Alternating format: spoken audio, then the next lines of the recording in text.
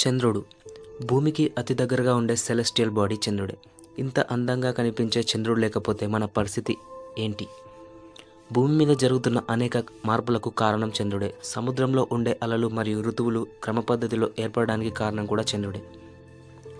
చంద్రుడికి ఉండే గ్రావిటీ భూమిపై ఉన్న సముద్రం నీటిని పైకి లాగేందుకు ప్రయత్నిస్తూ ఉంటుంది. ఫలితంగా అలలు ఏర్పడతాయి. దానికి గాలి తోడై ఆ సముద్రపు అలలు భారీ స్థాయికి చేరుకుంటాయి. కొన్ని చోట్ల పెద్ద అలలు, మరికొన్ని చోట్ల చిన్న అలలు బ్యాలెన్సింగ్గా ఉండడానికి కారణం ఈ చంద్రుడే. సముద్రంలో ఆటుపోట్లు లేకపోతే సముద్రపు జీవులకు మనుగడ ఉండదు. ఇంకా ఈ చంద్రుడు భూమిని 23.5 డిగ్రీల కోణం వంగి ఉండేలా చేస్తాడు.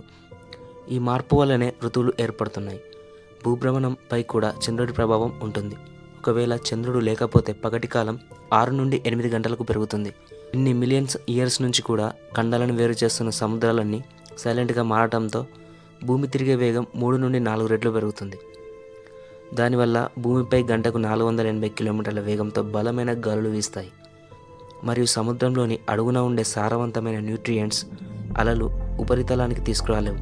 మరియు ఆక్సిజన్ యూనిఫామ్గా సముద్రంలోనికి సరఫరా ఆగిపోవడం వల్ల సముద్రపు జీవులు మనుగడ సాగించలేవు. చంద్రుడి గురుత్వాకర్షణ శక్తితో పోలిస్తే సూర్యుని గురుత్వాకర్షణ శక్తి 3వ వంతు మాత్రమే ఈ సముద్రపు అలలపై ఉంటుంది. కారణం సూర్యుడు చాలా దూరం ఉండడం వల్ల.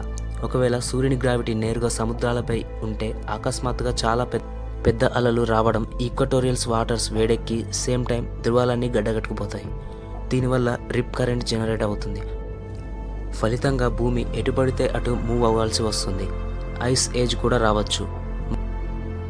మరియు చంద్రుడి వెన్నెలలో కొన్ని రకాల మొక్కలు పూలు పూయడం, కొన్ని రకాల బీటల్స్ చంద్రుడిని నావిగేషన్గా ఉపయోగించుకుంటాయి.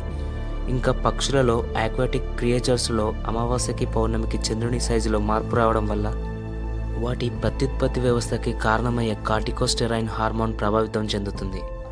ఇంకా చాలా జీవులపైన ఈ చంద్రుని ప్రభావం ఉంటుంది. Okay friends, and thanks for watching.